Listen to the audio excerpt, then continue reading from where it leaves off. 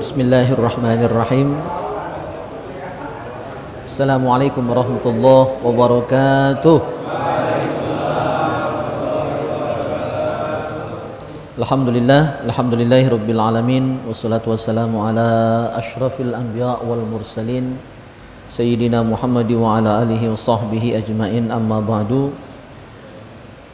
Al-mukarramun, para jamaah yang mulia, ikhwani fillah rahimakumullah.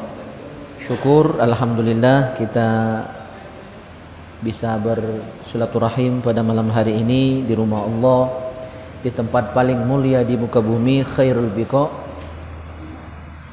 dalam rangka yang jelas untuk silaturahim, yang kedua untuk saling berwasiat dalam kebaikan dan ketakwaan, dalam kebenaran, dan makin mengakrabkan satu sama lain di antara kita, wabil khusus di saat-saat sekarang ini kita sedang diuji persatuan kita, kekompakan kita, kekeluargaan kita, dan kebersamaan kita. Maka makin ke ujung dunia ini, makin dekat ke arah kiamat, fitnah makin banyak. Oleh karena itu kita harus makin akrab, makin kompak, makin solid, ya, makin menjaga persatuan dan kesatuan kita, sehingga dengan kesatuan, dengan persatuan yang dipesankan Allah dalam firman-Nya, wa'tasimu bihablillahi jami'an wa la tafarraqu, semua fitnah yang melanda itu tidak akan berpengaruh pada kekompakan kita sebagai sesama umat Islam, sebagai sesama hamba Allah, umat Nabi Muhammad sallallahu alaihi wasallam. Yang kedua, salawat dan salam semoga senantiasa tercurah limpahkan ke hariban junjungan kita Nabi Muhammad sallallahu alaihi wasallam serta keluarga, sahabat, dan pengikut beliau. Kita berharap, berdoa, dan senantiasa berupaya untuk menjadi umat Nabi sallallahu alaihi wasallam yang senantiasa setia dalam sunnahnya hingga akhir hayat kita. Karena percuma kita mengaku umat Nabi kalau tidak melaksanakan sunnah beliau. Itu pengakuan palsu. Sudah sering kita bahas, wa manidda'a hubban nabiyyi alaihi salatu wassalam min ghairi ittiba'i sunnah fa huwa kadzdzab. Barang siapa mengaku cinta Nabi tetapi tidak melaksanakan sunnah beliau, tidak mau salawat kepada beliau, tidak menghormati ahlul bait beliau, maka fa huwa kadzdzab, itu dusta, itu bohong. Ya, maka sebagai mukaddimah dari ta'lim kita ini, kita saling mengingatkan untuk senantiasa takwa, senantiasa berbuat baik, beramal soleh, dan senantiasa menunjukkan bahwa kita adalah pribadi umat Rasulullah yang memang layak untuk dapat syafaat dari beliau sallallahu alaihi wasallam di hari akhirat nanti. Amin Allahumma amin. Baik, jamaah yang mulia, kita bahas fikih terlebih dahulu. Minggu lalu tidak sempat bahas fikih, ya. Kita bahas kitab Syarah Tanqihul Qaul sama Kitabun Niyah. Kita bahas fikih masih tentang syarat-syarat sahnya sholat berjamaah. Syarat sahnya sholat berjamaah. Untuk mereview, mengulang kembali materi kita sebelum kita bahas fikihnya, kita mungkin perlu mengulang supaya tidak lupa, supaya terus ingat, dan supaya terus jadi motivasi bahwa sholat berjamaah itu keuntungannya adalah dijamin pasti diterima. Ya, kalau sholat dewean tidak ada jaminan diterima oleh Allah. Bisa ya, bisa tidak. Sholat dewean itu, maybe yes, maybe no, jurang cangkring, ya. Yes kalau sempurna, sempurna khusyuknya, ya, sempurna keikhlasannya, sempurna syarat dan rukunnya, barulah sholat sendirian itu akan diterima. Selamat datang Bang Hajar. Nah, hajar kelak.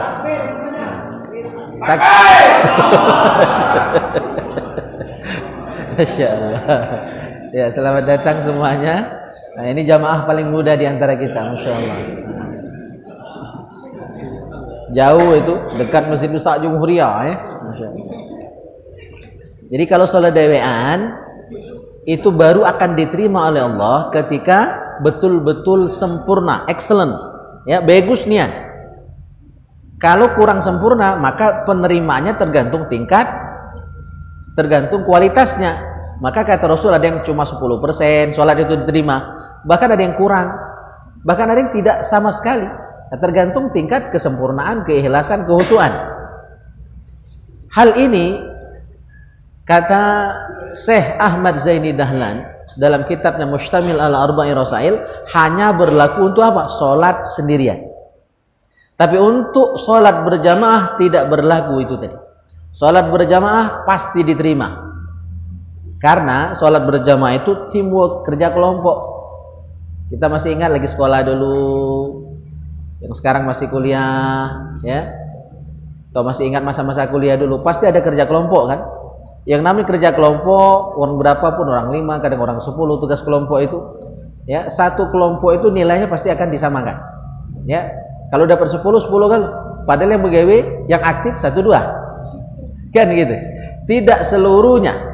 Satu tim itu kompak, aktif, tidak seluruhnya, hanya 1-2. Tetapi karena ini kerja tim, maka ya, kalau jahat sama jahat, kalau bagus sama bagus. Ya, jadi sholat berjamaah ada jaminan diterima. Maka rugi kita kalau tidak berjamaah. Karena kita sadar kita banyak salah, banyak kurang khusyuk, kurang ikhlas, kurang sempurna. Nah, karena kita sadar kurang, lebih lemah, lebih baik berjamaah. Karena ada jaminan. Dan juga pahalanya jauh lebih besar. Dalam hadis di kitab Al-Jami'us Shaghir disebutkan as-salatu fil masjidil jami' ala ma siwahu minal masajid bi 500 salatin. Salat berjamaah di masjid jami' dibandingkan di tempat lain, di rumah dan lain sebagainya, nilainya di masjid jami' 500 kali lipat dibandingkan di rumah. Ya, jadi sungguh rugi kita ada kesempatan bisa mendapatkan keutamaan tetapi hanya ikhlas, hanya rela dengan yang biasa-biasa. Kalau bisa luar biasa, kenapa harus biasa? Ya, kenapa harus biasa saja? Dan hadis lain juga menyebutkan as-salatu fil masjidil jami' ta'dilu al-faridatu hajjatan mabrurah wan nafilatu ka hajjatin mutaqabbalah. Salat wajib di masjid jami' nilainya setara dengan haji yang mabrur. Ya. Sedangkan salat sunnah yang kita kerjakan di masjid jami' tadi waktu datang, ya, sempat salat tahiyatul masjid atau salat qobliyah atau salat ba'diyah, nilai salat sunnah itu setara dengan nilai haji yang mutaqabbalah, haji yang diterima. Kalau salat fardunya itu sama nilainya dengan haji yang mabrur. Padahal orang haji, Bang Yudi, ya, orang haji belum tentu mabrur. Ada yang balik haji tambah pelit. Balik haji tambah jadi. Tua-tua geladi, ya, makin tua makin kanyi misalnya, ya. Ada yang itu menghajar, ya. Nah, jadi orang yang haji tidak ada jaminan mabrur hajinya.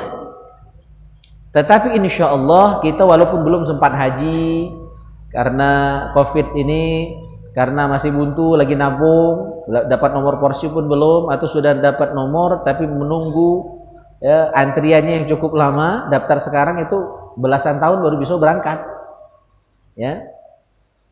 Nah, bisa sembari menunggu itu kita saban hari, ya, sholat fardu, sholat sunnah di masjid, mendapatkan pahala hajinya lah dapat, walaupun belum haji. Pak Wali Jaya itu luar biasa.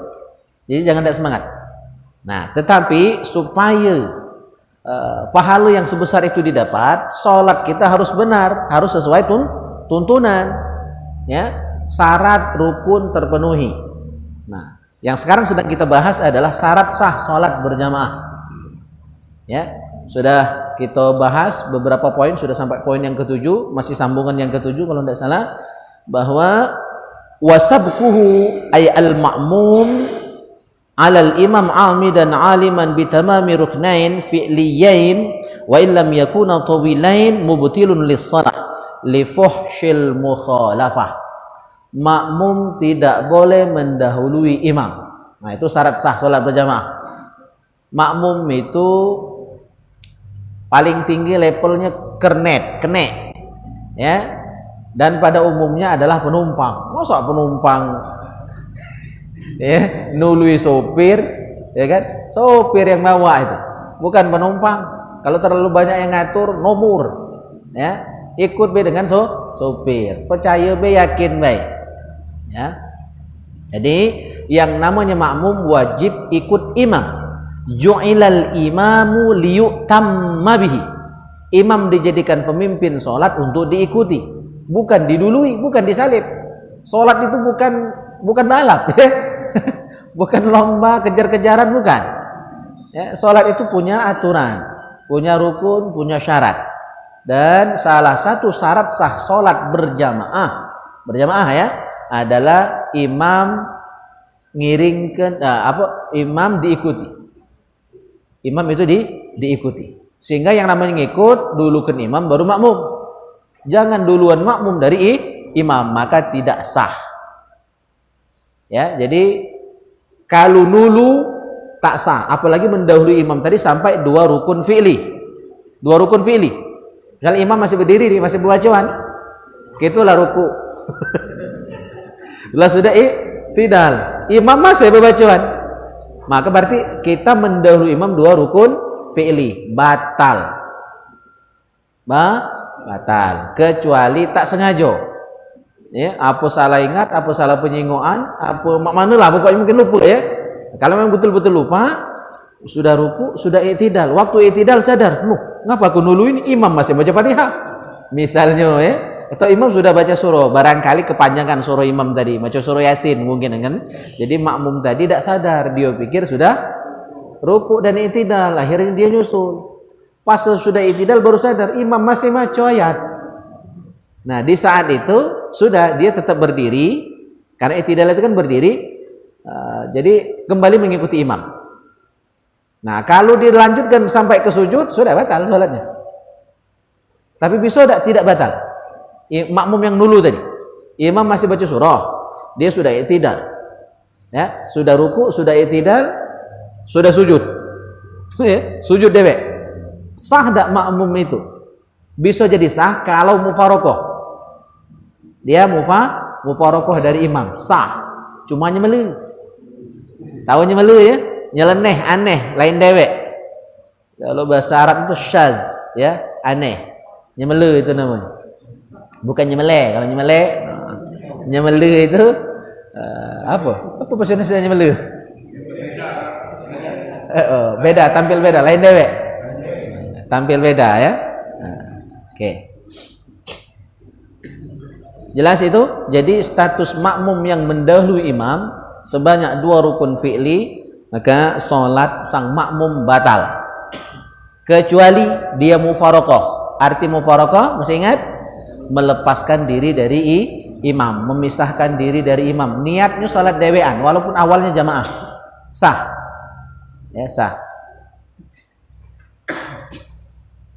Wa suratu taqaddum bihima ay yarka'a wa ya'tadila wa yahwi lisujud mathalan wal imam qa'im aw yarka'a qabla al imam falamma arada al imam ay yarka'a rafa'a falamma arada al imam ay yarfa'a sajada falam yajtami' ma'ahu fil ruku' wala fil i'tidal. Tadi sudah disebutkan. Jadi contohnya misalnya imam masih berbacaan, masih berdiri, dia sudah ruku' dan i'tidal. Atau misalnya iring-iringan, ya, jadi jaraknya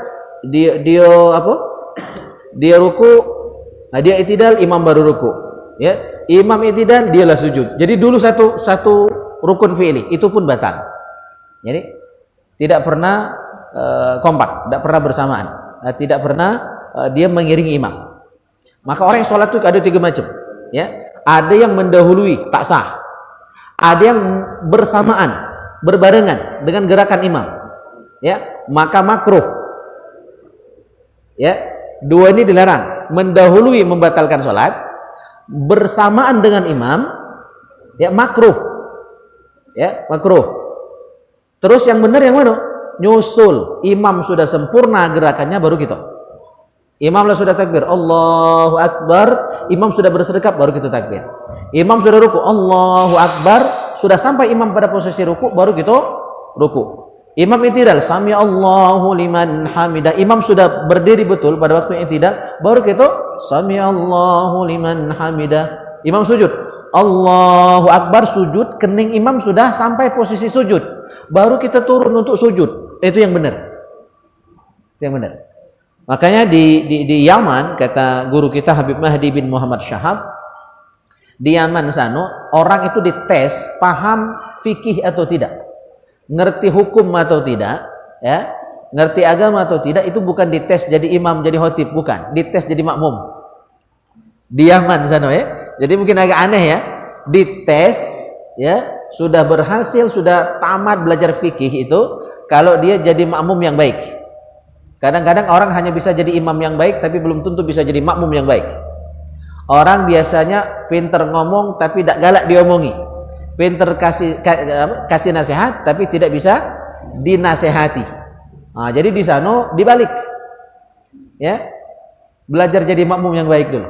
Belajar menjadi pendengar yang baik dulu, baru bisa berbicara yang baik. Nah, maka ada rasio nih, ngapa kuping gitu dulu? Mulut cuma siko, artinya banyak dengar daripada banyak omong. Banyak omong, banyak salaman, banyak dengar, banyak ilmu. Cuma denger nian, jangan ngantuk. Ini cak manggut-manggut, ngantuk lebatnya. Ya, jadi 3 ya. Jadi mendahului imam batal. Baik 2 rukun fi'li ataupun hanya 1 rukun fi'li mendahului imam. Bersamaan dengan imam makruh. Tapi ada 1 yang boleh bersamaan imam, baca amin. Nah, baca amin boleh. Itu memang sunnahnya bersamaan. Khusus amin. Nah, ini kadang-kadang makmum nulu dari imam. Imam baru dol, badilah amin. Nah, itu makruh. Tidak batal. Bagusnya bersamaan. Tapi ada juga yang ketika bersamaan bukan hanya makruh, tapi batal. Apa contohnya? Imam dengan makmum barengan yang bisa membatalkan sholat. Kan tadi mayoritas bersamaan atau barengan dengan imam itu makruh. Ada yang sunnah barengan, ya amin. Ada 1 yang sholatnya justru tidak sah kalau bersamaan dengan imam. Apa itu? Ada yang tahu? Dinda Risma? Takbiratul ihram. Takbiratul ihram. Jadi supaya sah sholat kita sebagai makmum, takbiratul ihram jangan pernah barengan, apalagi dulu imam. Ya, jadi Allahu Akbar, imam sudah bersedekap, baru kita ngangkat takbir Allah.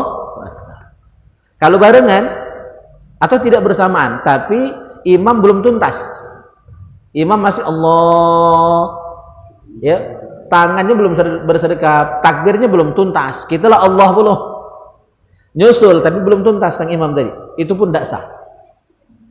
Ya, sahnya takbir itu ketika selesai disebut huruf alif sampai huruf roh pada lafaz akbar, itu baru tuntas takbirnya. Nah, mengikuti orang yang belum tuntas takbirnya berarti belum sah. Paham ya? Nah, kadang-kadang oleh pengen mendapati takbiratul ulanya imam terlalu terburu-buru, itu salah. Sebaliknya terlalu telat juga salah. Nah, ini biasanya pakai usolli, nak pasenya itu usolli. Nak pasnya tadi kan. Kadang-kadang 2-3 kali usolli.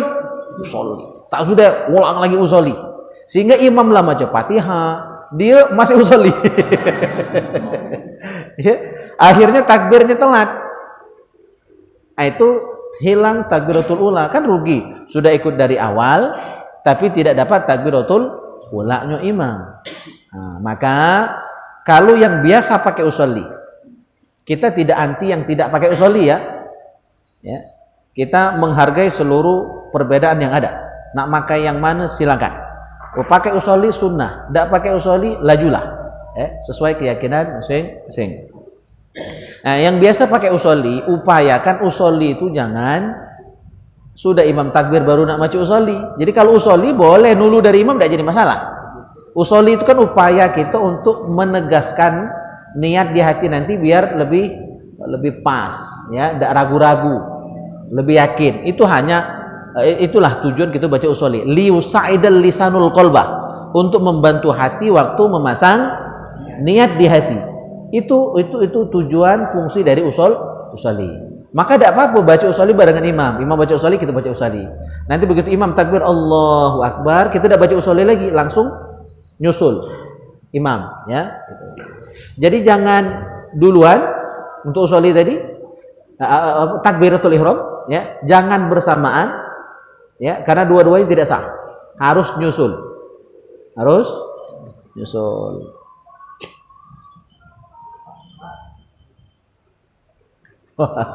Panggilan penting itu Cak Nyemang. Walau sabaqa bihima sahwan aw jahlan lam yadurra lakin la yu'taddu lahu bihima fa idza lam ya'ud lil ityan bihima ma'al imam sahwan aw jahlan ata ba'da salami imamihi bi raq'atin wa illa a'ada as-salata. Kalau mendahului imam tadi karena lupa atau tidak tahu hukumnya bahwa mendahului imam itu membatalkan salat, karena baru belajar salat, jadi hukumnya belum tahu, maka rukun yang sudah dia lakukan tadi dianggap belum dilakukan. Jadi dia harus cepat kembali mengikuti imam, dan rukuknya sama i'tidalnya tadi belum dihitung, lam yu'tadda, belum dihitung, belum dianggap. Artinya dia harus kembali mengikuti imam, harus jadi makmum lagi, ya, balik ke status sebagai makmum lagi. Kalau dia tidak tahu atau lupa, dimaklumi. Kalau sengaja, batal. Kalau sengaja, batal. Fa idza lam ya'ud lil ityan bihi ma'al imam sahwan aw jahlan ata ba'da salami imamihi bi raq'atin. Apabila tidak mengulanginya kembali bersama imam lantaran lupa atau tidak tahu, maka setelah imam salam supaya menambah salatnya 1 rakaat lagi. Misalnya dia tadi nulu, ya, karena lupa atau tidak tahu hukumnya, ya, langsung baik dia lanjutkan saja, ya. Nah, maka itu berarti rakaat yang dia tadi tidak sah. Nanti setelah imam salam dia nambah 1 rakaat lagi. Kalau baru tahunya setelah salat, baru tahu bahwa nulu itu tidak sah, setelah salat baru dia tahu, maka salatnya a'adah, diulang dari awal, karena tidak sah, ya, diulang dari awal. Ulang galau-galau berarti. Wasabquhu alaihi 'amidan 'aliman bitamami ruknin fi'liyin ka'an raka'a wa rafa'a wal imam qa'imun haramun. Nah, maka hukum mendahului imam tadi haram. Jadi salatnya itu boleh dosa dan tidak sah, ya. Bi khilafi takhalluf bihi fa innahu makruhun kama ya'ti. Lain halnya makmum terlambat. Nah, kalau terlambat 1 rukun fi'li hukumnya makruh. Jadi jangan sampai dulu, jangan sampai terlalu telat. Ketelatan makruh, nulu dak sah. Yang benar nyusul. Imam sempurna kita susul, ya, gitu.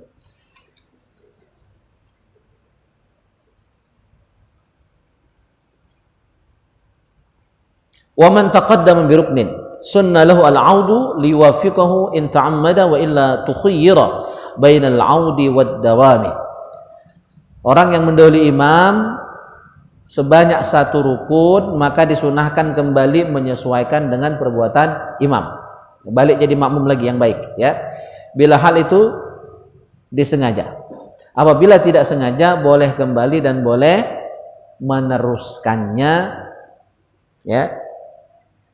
Kalau terus berarti nunggu imam, ya, nunggu imam. Misalnya dia lanulu tadi, ini khusus yang tidak tahu, ya, dia tadi sudah ruku, sudah i'tidal, imam masih berbacaan, maka pilihannya dua, yang nulu tadi. Bagi yang tidak tahu, khusus yang tidak tahu hukum, ya, maka pilihannya 2. Yang pertama dia ngikuti imam, ya. Yang kedua nunggu i'tidal tadi, nunggu di posisi i'tidal. Jangan langsung ke sujud. Jadi pilihannya ikut imam kembali atau menunggu di yang dia nulu tadi, ya, kan imam nanti bakal i'tidal juga. Nah, dia nunggu di i'tidal. I'tidal berarti i'tidalnya lama. Nanti imam ruku, ya kan, imam i'tidal. Nah, sudah imam i'tidal, imam ngajak sujud, dia langsung ikuti sujud.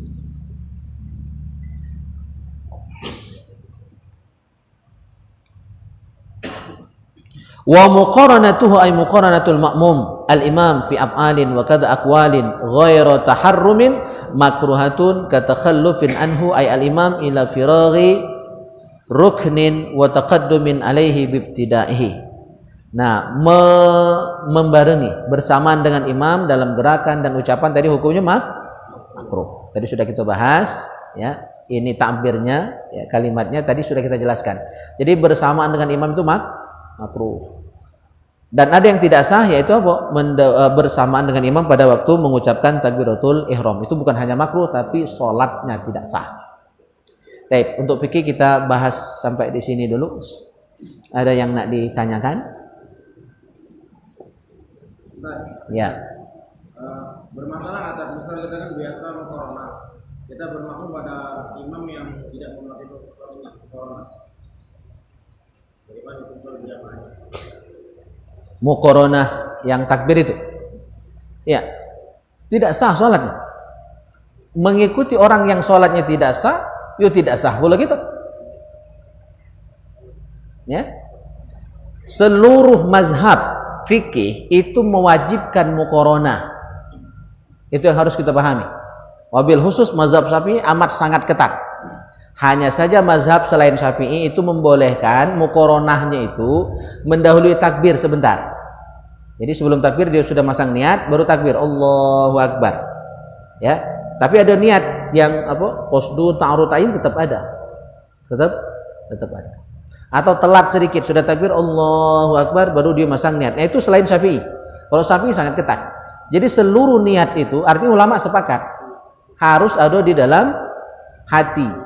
Nah, hanya bahasanya kalau Syafi'i wajib muqaranah itu, dalam mazhab lain, sebagian mazhab lain bukan mewajibkan tapi afdolnya niat itu dibarengkan dengan takbir. Ya. Jadi kalau tidak ada muqaranah sama sekali, tidak ada niat berarti sholatnya tidak sah. Jadi yang namanya rukun sholat itu tidak boleh tinggal satu pun. Ya, 13 rukun sholat seluruhnya harus dilaksanakan. Tinggal satu rukun saja sholat tidak sah. Nah, itu bahaya. Ini hati-hati.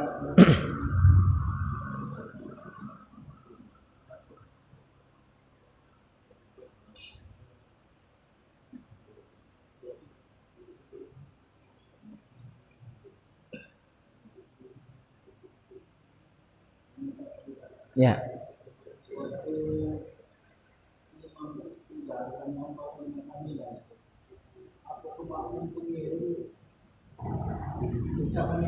Iya. Ya. Dua-duanya benar. Cuma pilihan. Kita ikut mazhab siapa? Kalau ikut mazhab Syafi'i, maka dua-duanya dibaca. Jadi dalam mazhab Syafi'i, imam, makmum dan orang yang sholat sendirian, jadi seluruh orang yang sholat, ya, ketika bangkit dari sujud ke i'tidal, semuanya imam, makmum atau orang yang sholat sendirian semuanya membaca Sami Allahu liman hamidah. Dan nanti ketika i'tidal semuanya sama-sama membaca Rabbana lakal hamdu atau Rabbana walakal hamd. Mil'us samawati, ya ada yang panjang itu. Rabbana lakal hamdu mil'us samawati wa mil'ul ardi wa mil'u ma syi'ta min syai'in ba'du. Atau yang pakai Rabbana lakal hamdu hamdan katsiran thayyiban mubarakan fi. Jadi dalam mazhab Syafi'i semuanya dibaca. Sami Allahu liman hamidah dibaca, Rabbana walakal hamdu dibaca. Nah, kita kan kadang nonton video di Mekah. Siaran dari Haramain. Mekah itu pakai mazhab Hambali.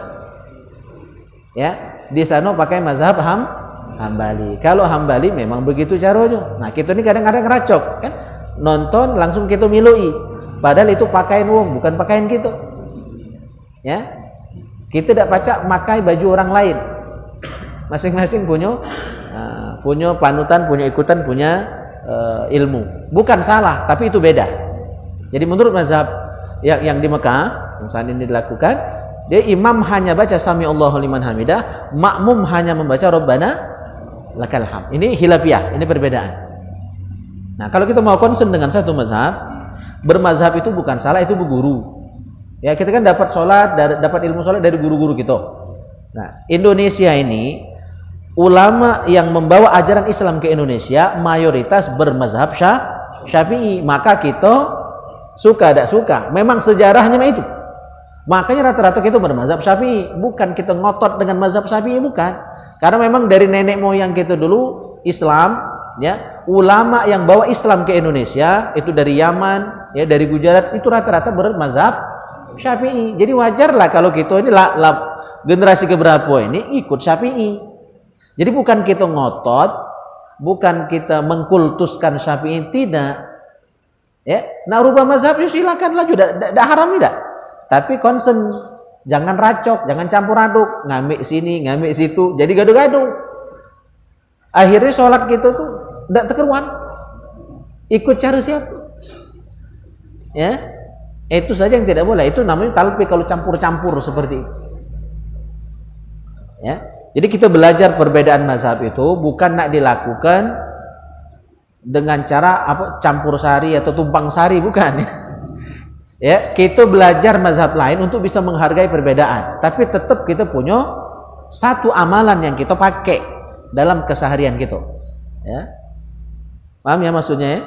Jadi bermazhab itu berarti berguru. Kita mengikuti guru-guru kita. Oke, ada lagi?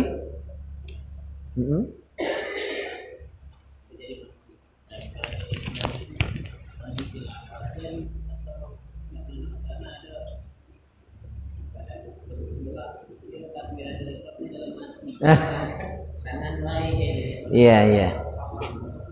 Ya, sudah sering juga saya sampaikan. Jadi rukun sholat itu kalau versi biasa kan 13. Kalau di kitab Fathul Mu'in itu 14. Kalau di kitab Kifayatul Ahyar itu 17 atau 18. Itu hanya cara menghitung.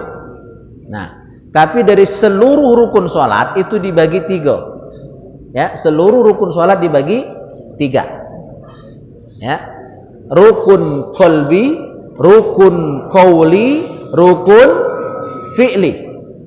Kita bahas pertama rukun qalbi. Rukun qalbi dalam hati. Ya, jadi jangan salah kamar. Yang urusan hati, urusan hati. Ya, apa urusan hati? Niat dan tertib. Itu rukun qalbi. Niat itu dalam hati. Jadi usolli itu hanya sunnah. Kalau hanya baca usolli, kata niat dalam hati tidak sah salat. Karena niat itu dalam hati, rukun qalbi. Tertib, menyusun gerakan salat. Ini Fatihah, sudah Fatihah baca surah, ya kan? Sudah surah nanti ruku, sudah ruku nanti i'tidal. Menyusun gerakan satu ke gerakan lainnya sampai selesailah ke salam, itu kan tertib. Itu nyusunnya di hati. Jangan diomongkan, sudah ini ruku yo. Tidak sahabat salat. Jadi jangan salah kaplingan. Rukun qalbi ya qalbi, cuma 2. Ya, itu niat dan tertib.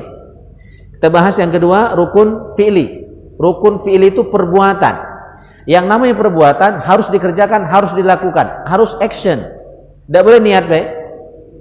Baca ada minum ini cuma diawasi baik. Aku berniat minum air mineral. Diawasi baik. Baca ada? Tidak baca kan? Mak manu caranya? Mak ini nah. Harus action. Dilakukan kan? Ya kalau kita berdiri, kan rukun-rukun fi'li dalam salat itu berdiri. Berdiri harus berdiri. Jangan duduk tapi niat berdiri. Sah tak? Tidak sah kan? Harus berdiri betul. Berdiri miring padahal bisa tegak lurus, tak sah. Berdiri agak mak ini dikit, tidak sah. Ya, atau mak itu tidak sah. Harus berdiri betul, kecuali memang posisi badannya mak itu niat. Sudah agak bongkok, itu lain cerita. Ya. Terus apa rukun fi'li itu? Ruku. Ruku itu rukun fi'li, harus dipraktekkan, harus betul-betul ruku. I'tidal itu rukun fi'li. Ya, sujud, duduk antara 2 sujud, ya. Duduk tahiyat itu adalah rukun fi'li. Yang namanya rukun fi'li harus dikerjakan, tidak boleh cuma niat baik. Tidak cukup kan? Nah, yang terakhir rukun qauli. Rukun qauli itu ucapan. Yang namanya ucapan terdengar. Apa ucapan minimal itu? Ucapan paling minimal. Bebesik. Kan ucapan juga bebesik. Nah, bebesik terdengar tak? Kalau tak terdengar bukan bebesik namanya. Bicara dari hati ke hati. Ya. Yang namanya bebesik terdengar. Nah, kalau bebesek be lagi terdengar, apalagi bebacaan. Nah, tinggal jenis qauli itu ada dua. Ada jahar, ada sir. Jahar itu terdengar oleh kita dan orang lain, itu jahar. Ya, orang lain pun terdengar, itu namanya jahar. Kalau sir, hanya kita sendiri yang terdengar, itu namanya sir. Nah, itu saya uraikan biar tahu galo, bukan cuma yang ditanyakan. Jadi intinya Imam Al-Ghazali yang nanya imam ini nih, ya, ulama ahli strum bolo kan. Siap-siap sudah nih yang nak di strum oleh beliau ya. Bisa strum berjamaah nanti, saling pegang strum galo. Nah, jadi intinya setelah saya uraikan panjang lebar juga tadi, berarti rukun qauli itu harus terucap. Ada gerak lidah, gerak bibir waktu bebacaan. Dan dalam sholat yang wajib itu ucapan takbiratul ihram, itu wajib. Terus al-fatihah, itu wajib. Apa lagi? Tahiyat akhir. Tahiyat awal sunnah, tahiyat akhir. Terus sholawat pada tahiyat akhir. Dan salam yang pertama. Nah, 5 ucapan ini wajib. Kalau 5 ucapan ini maco dalam hati, tak sah. Karena tidak ada sholat dalam hati. Urusan hati cuma niat dan tertib. Bacaan yang 5 ini harus terdengar minimal sir. Apa arti sir tadi? Terdengar kita dewek. Kalau kita lagi tidak dengar, tak sah. Maka kalau ada yang takbir, mulutnya dapat, berarti tidak takbir. Tak takbir. Tidak sah takbir dalam hati. Fatihah dalam hati tidak sah. Kecuali orang yang sakit. Nah, itu sakit lain cerita kan? Orang sakit itu kalau tidak bisa tegak, duduk. Tidak bisa duduk, baring miring kanan. Tidak bisa baring miring kanan, miring kiri. Tidak bisa miring kiri, telentang. Dengan kaki menghadap ke arah kiblat, kepala pakai bantal cukup tinggi sehingga matanya menghadap ke arah kiblat. Ya. Terus waktu dia baring telentang pakai isyarat. Tidak bisa pakai isyarat tangan, pakai isyarat mata. Tidak bisa dalam hati. Nah, itu sholat orang yang sakit. Kalau kita sehat, tidak boleh sholat dalam hati. Jelas ya? Jadi tidak sah. Sholat takbiratul ihram dan bacaan-bacaan lain itu yang hanya dalam hati itu tidak sah. Harus terdengar oleh diri sendiri. Allah. Ya, ada ratapannya, ada rintihannya, ada komat kamitnya. Baik, ada lagi?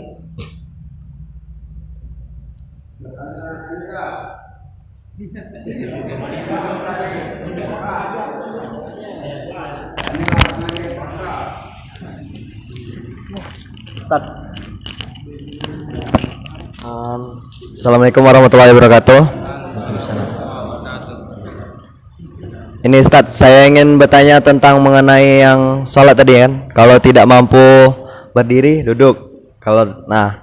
Ini kawan kuliah saya kan, dia kan kecapean Tat. Jadi katanya tidak sanggup lagi berdiri, jadi sholatnya duduk Tat. Nah, tapi dia sehat Tat. Itu hukumnya bagaimana tuh Tat? Tergantung sholat. Jadi sholat itu kan ada wajib, ada sunnah. Sholat wajib Tat. Kalau sholat wajib tidak sah bagi yang mampu berdiri tapi dikerjakan selain berdiri. Dan itu pun harus urut, harus runtut. Berdiri, tidak mampu berdiri, duduk. Nah, duduk itu pun ada pilihan-pilihan. Tidak sembarang duduk. Yang pertama duduk iftirosh. Tidak mampu duduk iftirosh, duduk tawarruk. Tidak mampu duduk tawarruk, duduk tarabbu. Tidak mampu duduk tarabbu, basicnya sepacak dia duduk, nak selonjoran pergi. Jadi itu pilihan, tidak boleh dilangkah. Ada urut, berdiri, ya berdiri betul. Tidak mampu berdiri, duduk tahiyat awal. Itu namanya iftirosh. Tidak mampu duduk tahiyat awal, duduk tahiyat akhir, sholatnya yang duduk tadi. Tidak mampu duduk tarabbu, bersila. Ini tarabbu. Tidak mampu duduk bersila, duduk sepacaknya Pak D ya. Nak selonjoran laju kalau memang misalnya kakinya patah, terselio dan sebagainya. Nah, tidak bisa duduk dengan cara yang nyaman bagi dia, baru boleh baring, miring kanan, baring miring kanan. Karena sana kiblat, kepala di sini, baringnya miring kanan, kaki di sini, ya, baring miring kanan. Tidak mampu miring kanan, karena mungkin ada bisul atau penyakit barangkali di sini, baring miring kiri, baring miring kiri, mana? Kepala di sini, kan sana kiblat ya, kepala di sini, kaki di sini. Posisi badan menghadap ke arah kiblat. tidak mampu, jadi itu urutan, tidak boleh dilangkah. Ya, bayangkan ya, tidak boleh dilangkah. Nah, berikutnya baru terakhir posisinya adalah baring nelentang. Ya, kalau nelentang berarti kepala di sini, kaki di sini. Tapi kepalanya dengan bantal cukup tinggi sehingga kepalanya bisa menghadap ke arah kiblat. Jadi kaki menghadap ke arah kiblat. Itu posisi terakhir. Tidak boleh dilangkah. Maka kalau sholat wajib tak sah. Sholat wajib tak sah. Sengal itu bukan alasan. Sakit baru bisa. Nah, istirahat sebentar kan tidak apa-apa. Kalau lagi sengal, ya kita boleh menunda sholat dalam kondisi sangat ngantuk. Itu boleh menunda sholat daripada kayak sholat yang nganar, bacaan nomor, ya kan, sembahyangnya mungkin terjerukup. Tidak apa-apa, istirahat sebentar. Cuma jangan kelamuan. Ya. Rencana nak 5 menit, 5 jam. Iya. Ya. Jadi boleh istirahat. Atau misalnya kita lapar betul nih, baru balik ya, perjalanan jauh, sangat lapar. Ya, walaupun jam sholat sudah tiba, waktu sholat sudah tiba, kalau memang bakal tidak konsen nanti makan dulu, tidak apa-apa, tidak dosa. Ya, nah, semakin kenyang lalu pula sembahyangnya kan, masalah pula. Ya. Jadi kalau memang betul-betul darurat, capek betul, ya jangan langsung sholat, istirahat sebentar, ngelurus ke pinggang dulu, jika perlu mandi dulu biar seger, baru sholat. Daripada memaksakan diri, kan jadi tidak sah. Kalau sholat wajib. Nah, beda dengan sholat sunnah. Kalau sholat sunnah walaupun mampu berdiri sah dikerjakan sambil duduk. Khusus sholat sunnah boleh. Misalnya malam ini mau tahajud 1000 rakaat, masya Allah. Itu kemungkinan hengki itu ya. Doanya saya sudah tahu itu doanya. Enteng jado. Ya. Baru boleh 500 rakaat hengki ya. Capek berdiri. Mau duduk sisanya 500 rakaatnya mau sambil duduk. Padahal beliau ini masih muda, ganteng, belagak polo ya kan? Belum ketemu baik. Ya. Nah, sisanya 500 rakaatnya mau dikerjakan sambil duduk, sah. Hanya dipotong 50% pahalanya. Iya, main potong lah. Karena dia mampu berdiri, masih muda, belagak polo kan? Tapi sholatnya duduk, nah itu dipangkas 50%. Oke, jadi dibedakan, kalau wajib tidak sah, kalau sunnah sah. Sholat sambil duduk tadi. Ya. Kan kalau mensiasati, maksudnya ketinggalan jamaah. Jadi kita melok jamaah masbuk. Apa ada jaminan juga istilahnya kalau yang sendirian tadi kan belum tentu sah diterima. Kalau berjamaah tuh yang jamaah masbuk tadi ada jaminan diterima tak sholat? Iya, pokoknya siapapun yang sholat berjamaah walaupun masbuk ya tetap ada jaminan diterima oleh Allah Subhanahu wa taala. Ya, dalil yang jelas silakan baca dalam kitab Mustamil ala Arba'i Rasail karya Syekh Ahmad Zaini Dahlan. Jadi beliau tidak mungkin sembarangan dalam kitabnya itu, dan beliau ini mantan mufti mazhab Syafi'i di Mekah. Dan beliau adalah guru dari ulama-ulama asal Indonesia. Ya, Syekh Ahmad Zaini Dahlan. Jadi banyak ulama kita adalah murid-murid beliau. Jadi sanad kita ini nyambung ke beliau sana. Jadi ada jaminan asal berjamaah. Walaupun berjamaahnya hanya 2 orang, 1 imam, 1 makmum. Jadi rugi bener kalau tidak jamaah.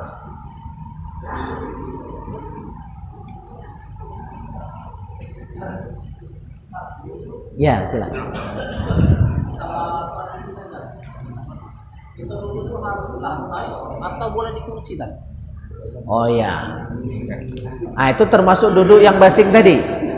Kan urutannya sudah ya. Telat itu. Duduk tadi pilihan pertama iftirash. Yang kedua duduk tawarruk, yang ketiga tarobu, yang keempat duduk bebas tadi kan?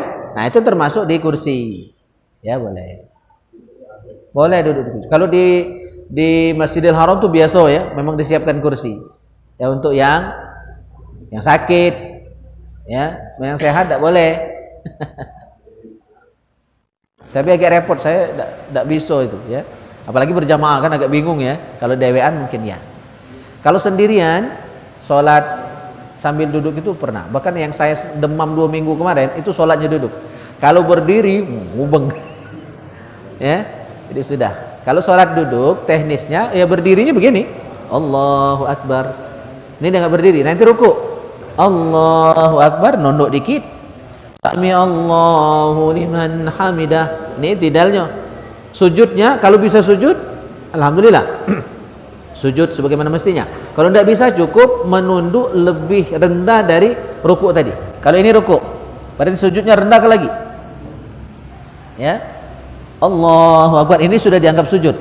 Nanti Allahu Akbar, duduk antara dua sujud. Sujud lagi. Allahu Akbar. Seperti itu.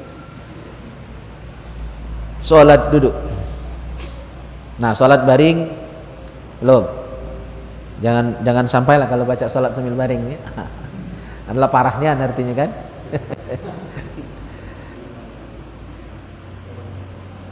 Baik, ada lagi? Ya, silakan. Orang yang mengerjakan sholat di musola, sholat Jumat. Ya. Ya, jadi musola itu istilah, ada tambahan masjid jami. Arti masjid jami itu tempat yang dipakai sholat 5 waktu dan sholat Jumat. Ya, itu ada embel-embel masjid jami. Kalau masjid saja dikira sama dengan musola, tidak dipakai untuk sholat Jumat. Sah tidak dipakai sholat Jumat? Sah kalau memang syarat rukun terpenuhi. Ya, tapi tidak mudah-mudah untuk bisa membuat sholat Jumat baru itu.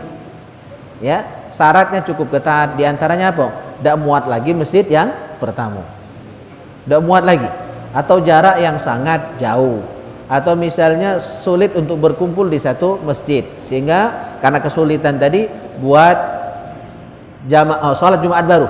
Misalnya tadi musola, akhirnya lama-lama kan dijadikan masjid. Karena sudah dipakai sholat Jumat. Sah kalau syarat terpenuhi. Nah, masalahnya di kita ini kadang-kadang di satu dusun ada 2, 3 tempat sholat Jumat, masing-masing kati yang penuh. Nah, itu jadi masalah.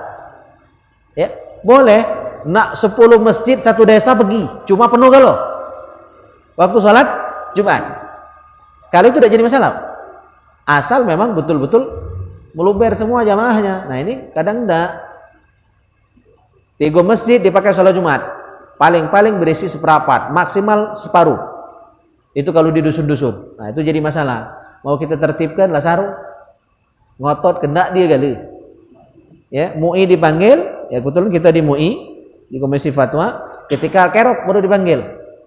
Waktu mau bangun dulu, waktu permulaan mau dibuat jadi masjid jami untuk sholat Jumat, kita tidak pernah diajak diskusi. Kita tidak pernah dimintai fatwa.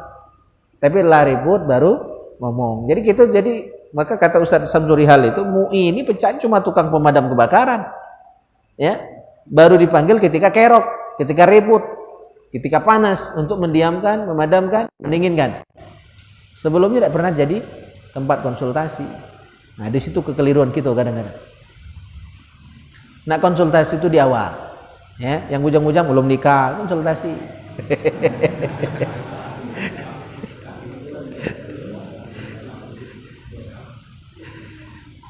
Kena lagi. Ya, itu Pak ya. Sah kalau memang syarat terpenuhi. Jadi nama musola itu hanya istilah. Ya. Boleh dipakai. Ada? Mana dulu nih? Oh, ya, oke, sini. Siap-siap nanti. Baik Tat, ini agak melenceng sedikit sebenarnya. Syarat orang sholat itu kondisinya harus suci Tat. Nah, pada saat ini kebanyakan kita ini membuat kamar mandi rumah itu tanpa memikirkan tempat wudhunya. Iya. Ya, kadang kita ini wudhu di kamar mandi. Iya. Nah, itu hukumnya gimana Tat? Iya. Ya, benar, bagus. pertanyaan. Jadi idealnya memang kamar mandi itu disiapkan tempat khusus wudunya. Jadi terpisah. Jadi buat secara khusus untuk tempat untuk wudu. Karena makruh wudu di kamar mandi apalagi dekat kloset itu makruh. Maka idealnya memang ada tempat khusus untuk tempat wudu. Ya. Jangan menyatu. Jadi terpisah, minimal ada pemisah ya. Ada tirai pemisah atau ada dinding pemisah antara tempat buang hajatnya dengan tempat wudunya. Walaupun mungkin di satu komplek ya kan, tapi ada sekat. Nah, itu sudah cukup. Kalau dia satu ruangan saja tanpa sekat-sekat, itu berarti dianggap satu ruangan, berarti sama-sama ya dianggap kamar mandi dia. Nah, hukumnya makruh. Makruh itu wudunya sah. Jadi wudu di kamar mandi itu sah. Ya, hanya makruh. Ulama berpandangan kenapa makruh? Ya, wudu di WC itu karena WC itu kan tempatnya jin. Itu istilahnya jin. Sementara ketika kita wudu itu ya, itu banyak gangguan. Di luar tempat, di luar WC saja, di luar kamar mandi saja kita wudu itu sudah ada setan yang mengganggu. Setan khusus yang mengganggu kita waktu wudu. Ada setan khusus yang mengganggu kita waktu sholat. Ada setan khusus yang mengganggu kita waktu majelis ini. Itu setan itu banyak gawenya. Dia punya divisi-divisi tertentu. Ya, ada komisi-komisinya. Bukan hanya komisi fatwa, komisi ekonomi, bukan. Setan pun ada. Ya, mungkin ada biker subuhnya juga dia barangkali kan. Tukang goda jamaah subuh, ada salah subuhan ya kan. Itu memang dia punya banyak pasukan. Nah, sedangkan kita di luar WC saja wudunya itu ada gangguan, apalagi di dalam WC yang memang rumah dia pasti diganggunya kan. Nah, jadi ulama berpandangan kenapa makruh, karena banyak gangguan di WC itu akan menyebabkan was-was, ragu-ragu, tidak yakin. Tadi lah masuk muko apa belum ya? Ada keraguan seperti itu karena was-was dari setan. Atau efeknya nanti ke sholat. Jadi sholatnya jadi ragu-ragu, kurang kehusuan itu. Tapi sah, wudunya sah. Ya, wudunya sah. Asal yakin tempat dia keran tadi agak jauh, jangan dekat dengan klosetnya. Sah. Oke, ya tadi.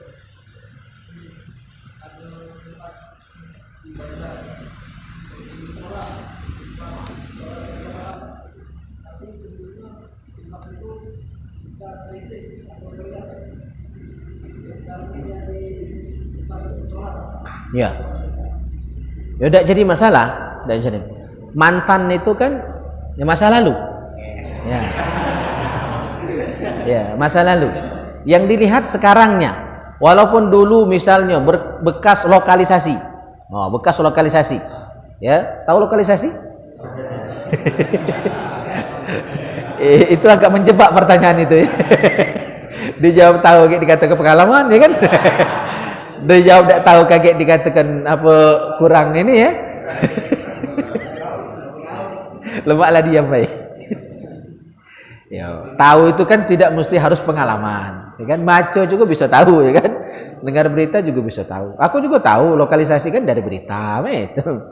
Nah, walaupun dulu ya tempat itu tempat maksiat, wong zina, wong mabuk, wong narkoba di situ, wong pembunuhan di situ ya. Nah, tapi sekarang sudah jadi pesantren misalnya, ya aman. Sekarangnya yang dilihat, ya masa lalu yang buruk itu ya, tidak pengaruh. Saat ini yang dilihat. Demikian juga dengan orang. Maka jangan pernah permalukan orang dengan dosa masa lalu. Ya, orang yang sudah taubat itu bersih. At-taibu minaz zanbi kaman la zanba lahu. Orang yang taubat dari dosanya di masa lalu dia bersih sebersih-bersihnya kayaumi waladatuhu ummuh. Sama seperti orang yang baru dilahirkan, bersih. Tidak kati noda, dosa, maksiat sedikit pun. Bahkan berbahaya kalau kita mempermalukan orang dengan dosanya di masa lalu yang sekarang dia sudah taubat. Itu bahaya. Kata Rasul, orang itu tidak akan meninggal sebelum dia melakukan dosa yang sama dari dosa yang sudah ditaubati kawannya tadi. Kan kita galak ngomong ini, awak dulu. Nah, ada itu tidak boleh. Pantangan itu.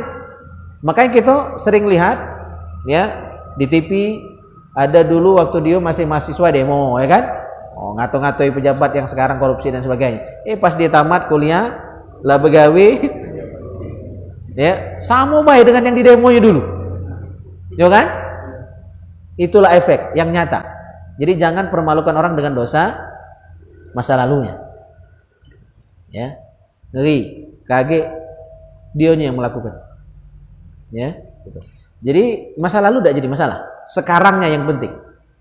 Seburuk apapun tempat itu atau seburuk apapun kepribadian orang itu di masa lalunya, saat ini yang penting. Umar bin Khattab itu mantan penyembah berhala, mantan musuh Rasulullah. Tapi setelah beliau menjadi muslim, sahabat sejati Rasulullah, pembela sejati. Ya, jadi kawan paling akrab, bahkan makam beliau berdampingan dengan makam Rasulullah. Itu mantan musuh. Maka itulah ilmu yang paling bagus, kata guru saya Ustaz Hasan Badaruddin. Ilmu yang paling hebat itu adalah musuh jadi kawan. Musuh tadi datang dari rumah langas parang, ngelangas pedang, atau mungkin lah bawa pistol, nak nembak gitu. Pas datang bukan ngapa tapi meluk. Nah, itu ilmu yang paling hebat. Ya. Jadi jangan pula cari musuh. Jelas ya? Jadi sekarangnya yang penting. Banyak orang-orang yang dulunya berasal dari lembah yang hina, tapi sekarang menjadi orang-orang mulia. Ya, gitu. Sunan Kalijaga itu mantan perampok. Sunan Kalijaga. Ada memang yang dari awal bagus, seperti apa? Syekh Abdul Qadir Al-Jilani. Itu memang dari bayi sudah ada karomah. Jadi ketika beliau masih bayi, Syekh Abdul Qadir Al-Jilani itu ketika bulan Ramadan, tanggal 1 Ramadan, beliau tidak mau nyusu sama ibunya. Masih bayi. Orang tahu, oh berarti besok itu sudah 1 Ramadan. Kita puasa besok. Buktinya Bu, Abdul Qadir galak nyusu sama maknya. Jadi sejak bayi sudah dijaga oleh Allah dan sudah ada karomah sampai beliau meninggal dunia. Karomah beliau itu, ya, ini orang-orang pilihan. Ya, ada memang seperti itu, tapi tidak banyak, dikit. Ya, dikit. Selama beliau masih hidup, Baghdad itu tidak pernah ada orang kesurupan. Takut dengar nama Syekh Abdul Qadir Al-Jilani. Jadi kalau dia kesurupan, dia lagi ngajar, orang datang, ya, tidak galak dia tinggal ke ngajar. Nah, bawa selop aku nih, tunjukkan ke jin yang masuk ke budak ini selop Syekh Abdul Qadir. Ya, belarilah. Kalau tak belari, dionya kaget yang datang. Oh, belari jinnya. Man kita maco, jin yang ngiring. Beda makom, beda level, ya. Maka saya pun tidak berani tenak ruqyah, kayak ketahuan saya belum seberapa, belum apa-apa. Ya. Jadi maco itu bukan cuma bacaan, tapi kualitas diri kita itu yang menentukan. Baca Al-Quran 30 juz, kalau makomnya biasa, katik pengaruh. Ya. Itu laju panjang pertanyaan jawabannya ya. Jadi tidak masalah. Boleh jadi masjid, boleh jadi ini ya, pesantren. Malah lebih bagus. Ada hadis itu, ittaqil haitsu ma kunta wa atbi'is sayyi'atal hasanah tamhuha wa khaliqin nas bi khuluqin hasanin. Bertakwalah kepada Allah dimanapun. Di masjid takwa, di rumah takwa, di kebun para takwa, di kantor takwa, ya seluruhnya, dimanapun kita berada kita takwa. Wa atbi'is sayyi'atal hasanah tamhuha. Ikutilah, iringilah perbuatan jahat di masa lalu dengan kebaikan saat ini. Nah, kita tandangi. Dulu tempat kita pernah maksiat, datangi saat ini. Tapi kalau dulu maksiat, sekarang ibadat. Ya, misalnya kita jenguk ada wong naif, wong lemah ekonomi, kita bantu. Di kampung yang dulu kita mungkin pernah maksiat di situ. Itu caranya, diganti keburukan masa lalu dengan kebaikan saat ini. Wa khaliqin nas bi khuluqin hasanin, dan berakhlak yang mulia terhadap semua orang. Oke. Ya.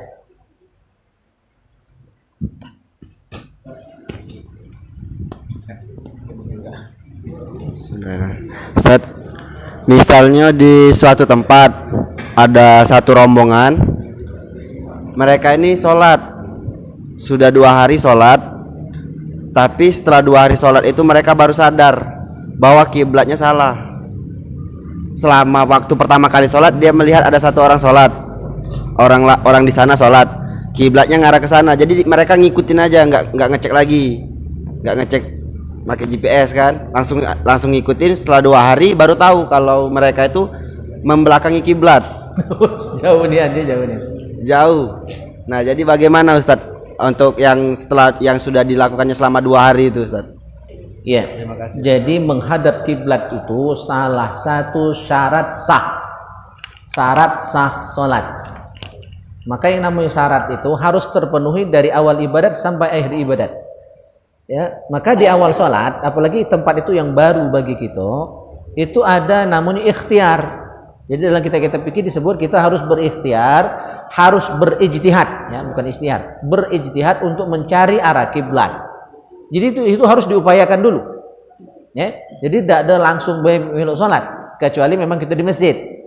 Ya, karena masjid rata-rata sudah disesuaikan arah kiblatnya. Tapi kalau di selain masjid, misalnya di rumah atau kita sholatnya di kantor atau mungkin di halte atau di sembarang tempat atau mungkin di tanah lapang, maka kita harus ijtihad terlebih dahulu. Jadi harus ada upaya, tidak boleh langsung sholat. Nah, ketika sudah ijtihad, insya Allah tidak menjadi masalah. Tapi kalau belum berijtihad untuk mencari arah kiblat, jadi kita termasuk mempermudah. Pokoknya tenang belah, caknya benar lah ini. Jadi tidak ada ikhtiar yang sungguh-sungguh untuk mencari arah kiblat tadi, maka itu jadi masalah. Ya, jadi kalau sudah 2 hari ternyata baru ketahuan itu salah, ya harus diqodho, diulang sholat tadi. Iya. Jadi mengkodok itu dia bebas kapanpun waktunya, ya, tidak mesti di jam sholat yang kita kodok tadi. Jadi misalnya kita mengkodok subuh, sekarang bisa. Jadi waktunya bebas, bisa siang, bisa malam, bisa mengkodok sholat zuhur di waktu subuh, demikian pula sebaliknya, bebas. Ya, fal yusalliha idza dzakaraha. Kerjakan kodok sholat ketika teringat, ketika terkenang. Jadi ke depan begitu mau sholat, mobil khusus di rumah, karena kiblatnya kan belum pasti itu. Jadi harus ijtihad dulu, diupayakan dulu mencari arah kiblat yang benar. Ya, mobil khusus ya di rumah, karena di rumah kan pasti kita nak sholat terus nih, kan sholat sunnah, harus pastikan kiblatnya, Kalau di rumah kami itu di Cangkring, saya tidak perlu mencari lagi karena di seberang rumah itu dulu, di depan rumah itu ada Langgar Nurul Iman dulu. Itu dirian Kiai Sulaiman dan anak beliau Kiai Balian. Ya, ke rumah beliau itu bisa tepat arah kiblatnya kan. Nah, jadi karena rumah kami sebelahan, mudah tinggal nyambung ke baik kan begitu. Nah, kalau yang rumahnya jauh dari masjid itu kan butuh sedikit ikhtiar. Ya, apa mengundang tim hisab ru'yat kemenang atau menggunakan, sekarang sudah banyak aplikasi ya. Ada aplikasi di HP, walaupun juga nak hati-hati, jangan cukup sekali 2 kali, harus berkali-kali. Karena kadang-kadang kurang akurat, karena kemiringan itu berpengaruh. Kemiringan berpengaruh atau benda-benda yang ada di seputar aplikasi tadi itu berpengaruh. Maka jauhkan dari benda-benda yang logam dan sebagainya biar dia tidak mempengaruhi hasil dari aplikasi penentu arah kiblat tadi. Gitu. Jadi intinya ada usaha dulu. Ya.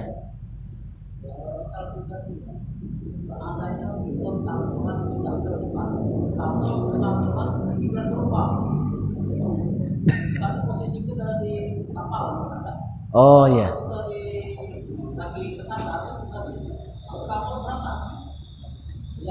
Iya. Iya. Kalau di kapal itu darurat, itu lain cerita, ya kan? Nah, kalau di rumah kan tempatnya mantap.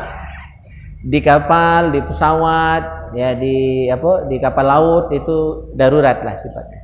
Ya. Karena kita tidak bisa menentukan arahnya. Kita nebeng baik, kita mengikut baik.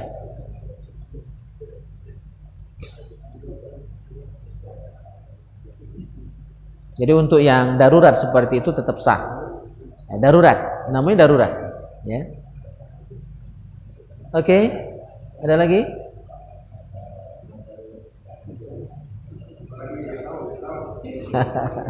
Itu tidur lah.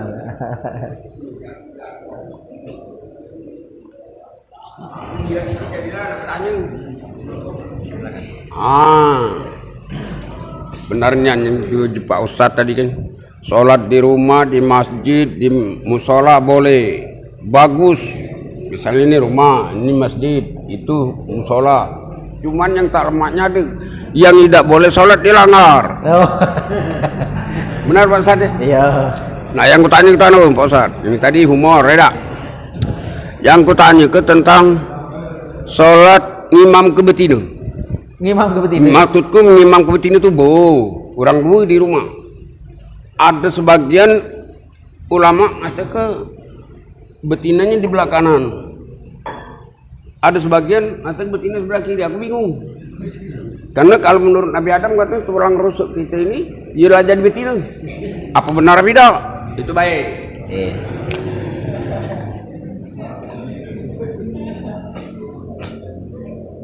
Oke, hukum sop perempuan itu jawabannya ya. Jadi kalau makmum lanang, siko itu di sebelah kanan. Kalau makmumnya dua itu kiri dan kanan di awalnya. Ya, nanti setelah takbir makmumnya mundur ke belakang imam atau imam yang maju.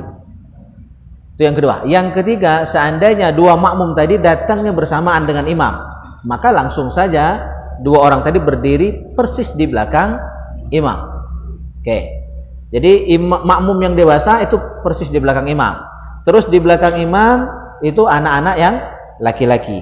Di belakang anak laki-laki itu baru perempuan. Jadi perempuan tuh di belakang, bukan di kanan atau di kiri. Nah, kecuali rumah sempit, misalnya kamar sempit, nak di belakang tak baca, tak muat, akhirnya di sebelah kanan. Ya, kanan. Ya, kanan. Belakang sebenarnya. Di belakang. Di belakang. Ya. Ya, di belakang. Yang sebelah kanan itu kalau sama-sama laki-laki. Karena kalau deketan takutnya kan suami istri itu batal wudu. Kaki terpegang di kaki kamu. Terpegang di kaki, ya kan? Nah, itu bahaya. Ngapa megang-megang ini ya? Bisa batal wudu, batal salat. Jadi di belakang posisinya perempuan walaupun istri.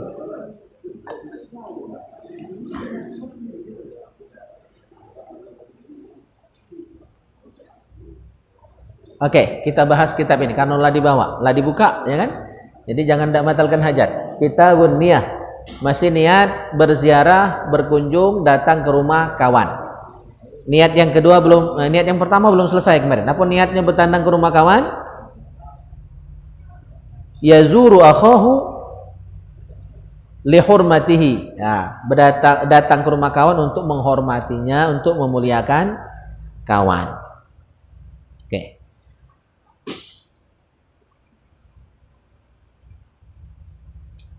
Man zara akhan fillah kutiba lahu alfai hasanatin wa muhya anhu alfi sayyiatin wa rufi'a lahu alfai darajatin. Barang siapa mengunjungi rumah kawannya, ya, mengunjungi temannya ikhlas karena Allah, ya, bukan karena tujuan yang lain, ikhlas nak mengunjungi kawan, nak datang ke rumah kawan, maka kutiba lahu alfai hasanah, dicatat untuk dia tadi ini bertandang ke rumah kawan dapat pahala, dicatat alfai hasanah 2000 kebaikan. Wa muhiya anhu alfi sayyiatin, dan dihapus 2000 kejahatannya, dosanya. Wa rufi'a lahu alfai darajatin, dan diangkat 2000 derajat.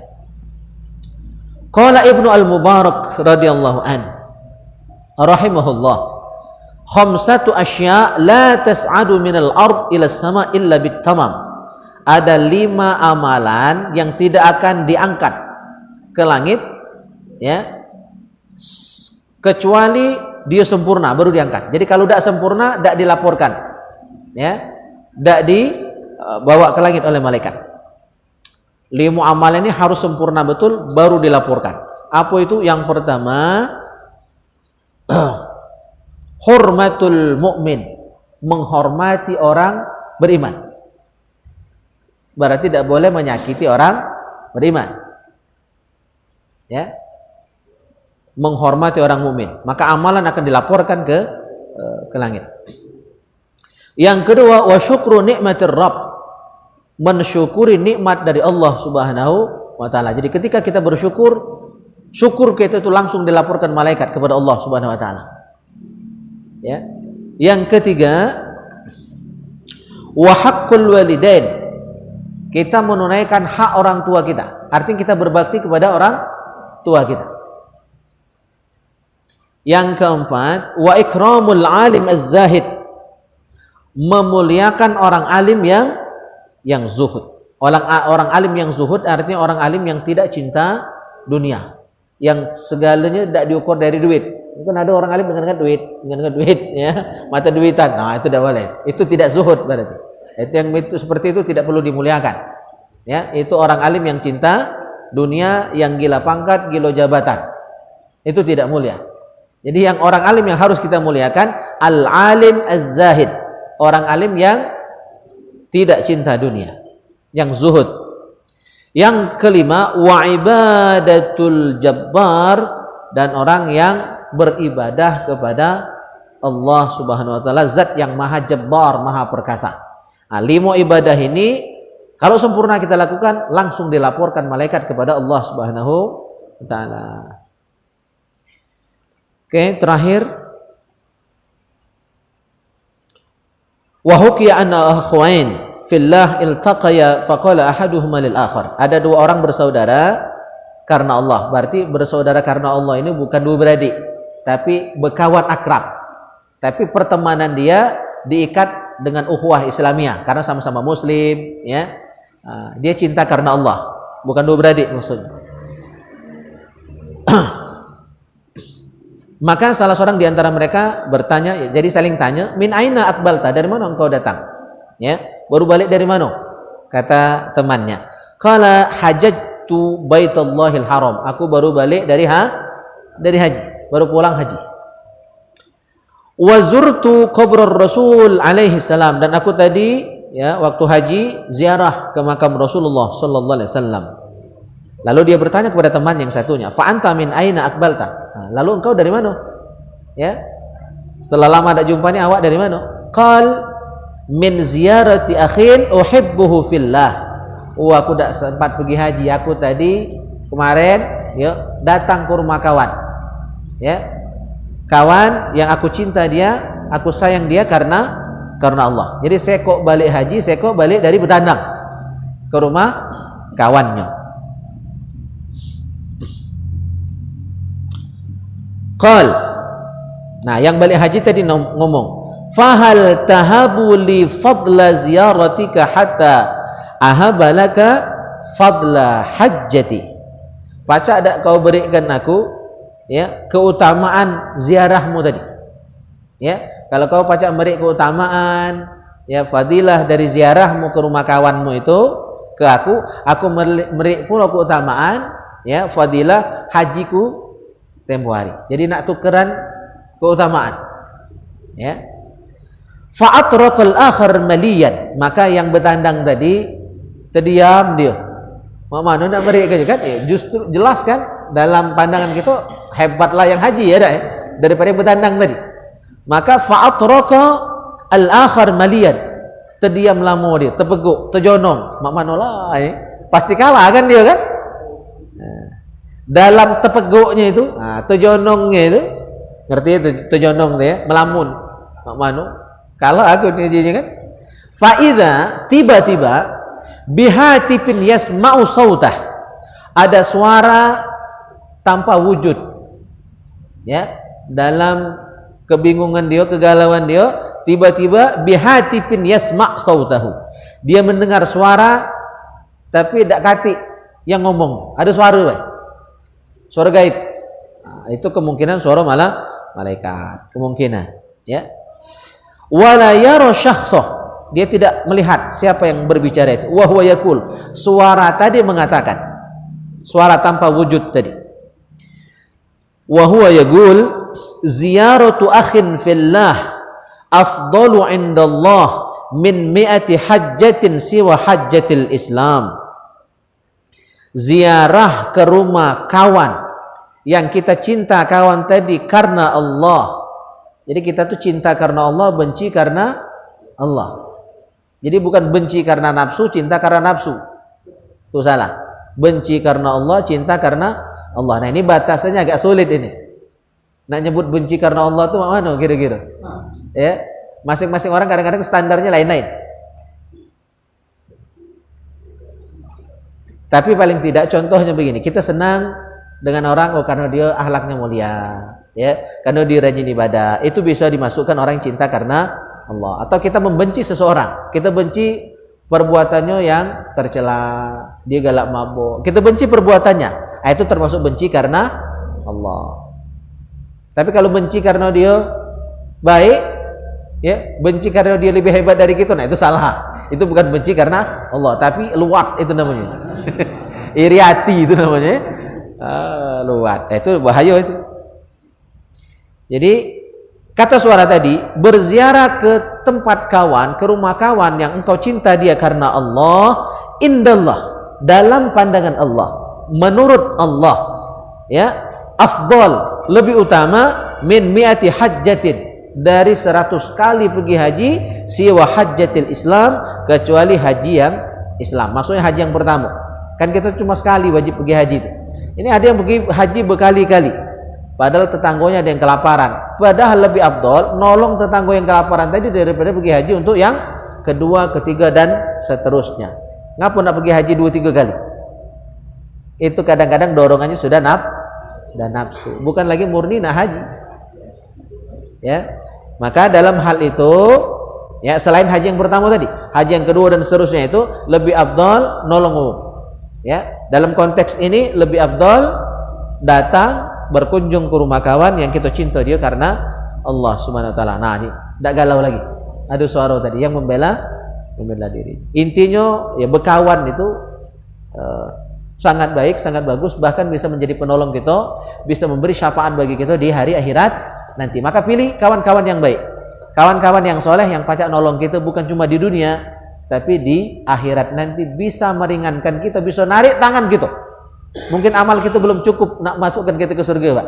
Nah, barangkali dari salah satu kawan, dari salah satu jamaah kita, ya, yang bisa, ya, menjadi asbab kita dirahmati Allah Subhanahu wa taala. Taib, sampai di sini dulu taklim kita. Ada yang nak ditanyakan sebelum tutup? Ya. Kati kita tutup niat berarti kan? Baik, ini saja kita akhiri taklim kita dengan doa kafaratul majlis. Subhanakallahumma wa bihamdika asyhadu an la ilaha illa anta astaghfiruka wa atubu ilaik. A'udzu billahi minasyaitonir rajim. Bismillahirrahmanirrahim. Alhamdulillahi rabbil alamin.